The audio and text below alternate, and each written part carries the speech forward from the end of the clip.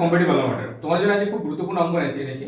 এই অঙ্কটা SSC CPO 2024 এসেছে, আবার এই ধরনের সেম প্যাটার্নে এসেছে এনটিপিসি এবং সিজিএল এসেছে। কোশ্চেনটা কি বলেছে দেখো, x equal to 110, y equal to 111, z equal to 112, then find the value of x cube plus y cube plus z cube minus 3xyz এর ভ্যালু বার করতে দেওয়া হয়েছে।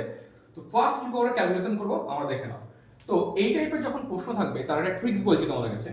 কি হবে যে আমরা একটা সূত্র ইউজ করব, 9bd square, 9bd square. What is the 9 and bd square?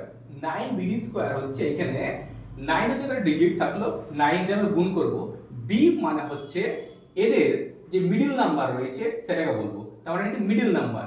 b equal to এখানে বলছে মিডল নাম্বার, মিডল নাম্বার। আর d মানে হচ্ছে ডিফারেন্স, ডিফারেন্স, ডিআইএফএফ করলাম, ডট এর হোল স্কয়ার করলাম, ডিফারেন্স।